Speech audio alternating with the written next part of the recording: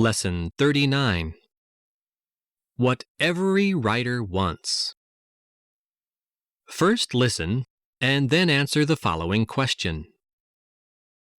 How do professional writers ignore what they were taught at school about writing? I have known very few writers, but those I have known, and whom I respect, confess at once that they have little idea where they are going when they first set pen to paper. They have a character, perhaps two. They are in that condition of eager discomfort which passes for inspiration. All admit radical changes of destination once the journey has begun. One, to my certain knowledge, spent 9 months on a novel about Kashmir, then reset the whole thing in the Scottish Highlands. I never heard of anyone making a skeleton, as we were taught at school.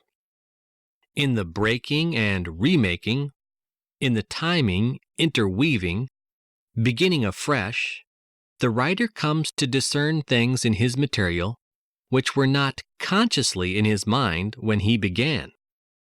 This organic process, often leading to moments of extraordinary self-discovery, is of an indescribable fascination. A blurred image appears. He adds a brushstroke and another, and it is gone. But something was there, and he will not rest till he has captured it. Sometimes the yeast within a writer outlives a book he has written. I have heard of writers who read nothing but their own books. Like adolescents, they stand before the mirror and still cannot fathom the exact outline of the vision before them. For the same reason, writers talk interminably about their own books, winkling out hidden meanings, superimposing new ones, begging response from those around them.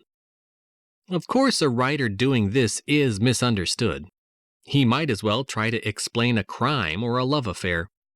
He is also, incidentally, an unforgivable bore. This temptation to cover the distance between himself and the reader, to study his image in the sight of those who do not know him, can be his undoing. He has begun to write to please. A young English writer made the pertinent observation a year or two back that the talent goes into the first draft, and the art into the drafts that follow.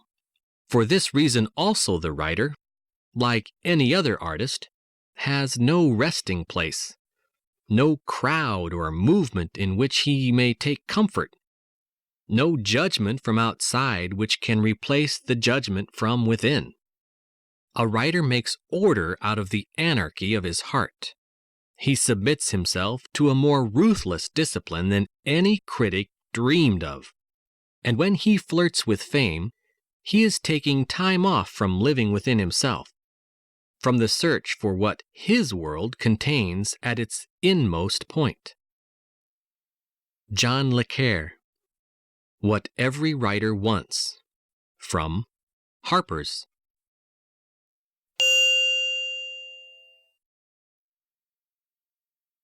Lesson 40. Waves.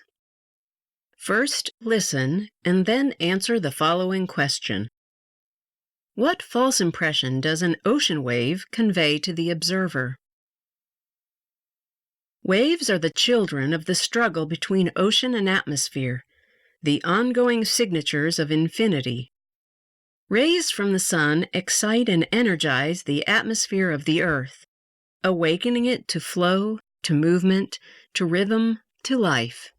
The wind then speaks the message of the sun to the sea, and the sea transmits it on through waves, an ancient, exquisite, powerful message.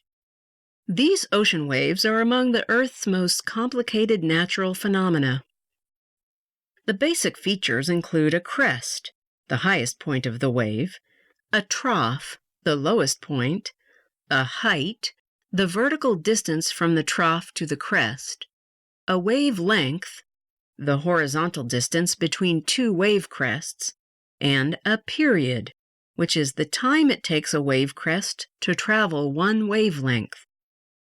Although an ocean wave gives the impression of a wall of water moving in your direction, in actuality, waves move through the water, leaving the water about where it was. If the water was moving with the wave, the ocean and everything on it would be racing in to the shore with obviously catastrophic results. An ocean wave passing through deep water causes a particle on the surface to move in a roughly circular orbit, drawing the particle first towards the advancing wave, then up into the wave, then forward with it, and then, as the wave leaves the particles behind, back to its starting point again. From both maturity to death, a wave is subject to the same laws as any other living thing. For a time, it assumes a miraculous individuality that, in the end, is reabsorbed into the great ocean of life. The undulating waves of the open sea are generated by three natural causes: wind, earth movements or tremors, and the gravitational pull of the moon and the sun. Once waves have been generated, gravity is the force that drives them in a continual attempt to restore the ocean's surface to a flat plane. From World Magazine, BBC Enterprises.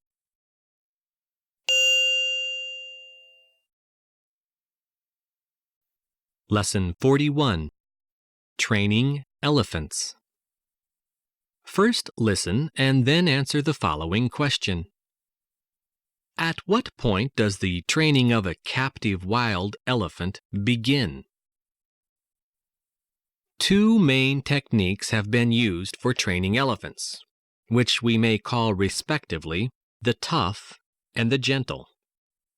The former method simply consists of setting an elephant to work and beating him until he does what is expected of him. Apart from any moral considerations, this is a stupid method of training, for it produces a resentful animal who at a later stage may well turn man-killer. The gentle method requires more patience in the early stages, but produces a cheerful, good-tempered elephant who will give many years of loyal service. The first essential in elephant training is to assign to the animal a single mahout who will be entirely responsible for the job. Elephants like to have one master just as dogs do, and are capable of a considerable degree of personal affection.